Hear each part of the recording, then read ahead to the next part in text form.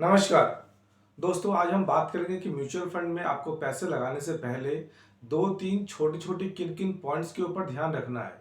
अगर इन पॉइंट्स को अगर आप ध्यान में रखते हैं तो फिर आपका एक अच्छा खासा कॉर्पस भी बनेगा, आप टेंशन फ्री भी रहेंगे।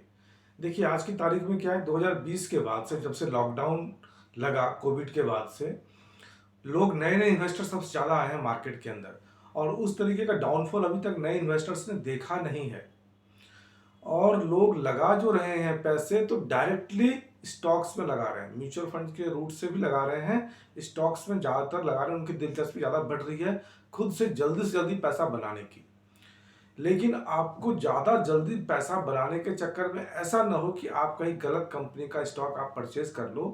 कंपनी की स्टॉक शेयर हम जो परचेज करते हैं, इसके मतलब हम उनके हिस्सेदार बन जाते हैं। हिस्सेदार बनते हैं तो उनके प्रॉफिट या लॉस में हम बराबर के हिस्सेदार हैं। इस चीज़ को हमें गौर करना है। अगर इन सब चीज़ों को अगर आप टैकल कर पाते हैं, आप समझ पाते हैं, कंपनी की जानकारी ले पाते हैं, तो आप शेयर मार्केट में आराम से इन्वेस्टमेंट कर सकते हैं। अगर आप म्यूचुअल फंड के रूट से पैसा लगाना चाहें तो दो तीन छोटी छोटी पॉइंट्स हैं जिसके बारे में हम बात करेंगे। तो उसको अगर आपने समझा तो म्यूचुअल फंड्स में भी एक अच्छा खासा कॉर्पस बनेगा, और ये सारा टेंशन जो है फंड मैनेजर लेता है आपके बिहाफ पे। ये मैंने पहले वीडियो में भी बताया था आपको कि सारा म्यूचुअल फंड में फंड मैनेजर हमारे बिहाफ पे पैसे को लगाता है। एक पूलिंग सिस्टम के तहत सारे लोग एक पूल में पैसा डालते हैं, एक फंड में पैसा डालते हैं, और वो पैसा अपने हिसाब से फंड मैनेजर दूसरी दूसरी कंपनियों के शेयर्स परचेज करता है। देखिए, दो तीन पॉइंट्स क्या क्या है। सबसे पहला है प्रोसेस।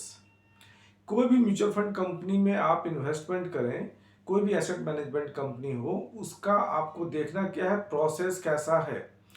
क्योंकि प्रोसेस, एक अच्छा खासा फंड मैनेजर काफ़ी पढ़ा लिखा, उसका भी दिमाग खराब हो सकता है। कभी कभी वो कभी गलत जगह पे इन्वेस्ट कर सकता है, लेकिन अगर उसका प्रोसेस ठीक होगा तो शायद वो गलती नहीं करेगा, और उसका गलती ना करने से हमारा रिटर्न ज़्यादा बनेगा। तो सबसे पहले आपको कोई एसेट मैनेजमेंट कंपनी का प्रोसेस कैसा है, कैसा कंपनी है, उसको आपको बारीकी से देखना चाहिए। दूसरा जो है रिस्क मैनेजमेंट। रिस्क मैनेजमेंट कैसा है कि कंपनी किस तरीके का रिस्क, जैसे मार्केट गिरा तो 100 रुपये गिरा, हमारा पैसा कम से कम 10 या 20 रुपये ही गिरे, कुछ ना कुछ से कम गिरे। तो यही रिस्क कैसे उठा सकती है कंपनी, कोई भी कंपनी किस तरीके से मैनेज करती है रिस्क को।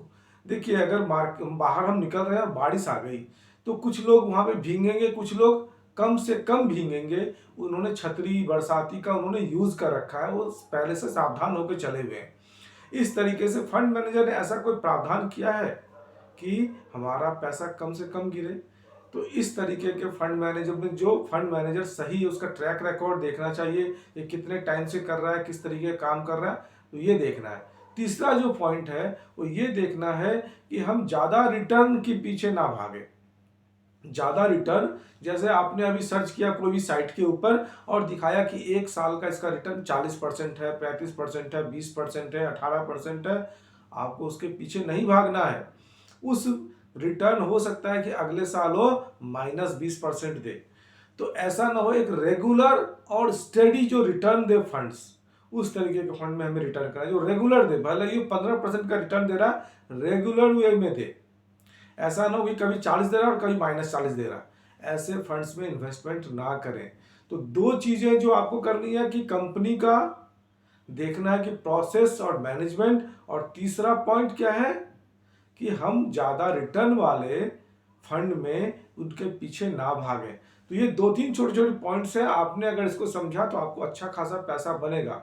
क्योंकि नए इन्वेस्टर ज्यादातर क्या कर रहे हैं, वो या तो डायरेक्ट से स्टॉक मार्केट में पैसा लगा रहे हैं, या फिर वो एक साल के रिटर्न देख रहे हैं कि एक साल के रिटर्न में कोई 40% मिला, कोई 35% मिला, कोई 10% मिला, हमने लगाना है। वैसे नहीं करना है आपको। एक अपने एडवाइजर के साथ भी सलाह करिए कि हमें किस तरीके का फंड चाहिए।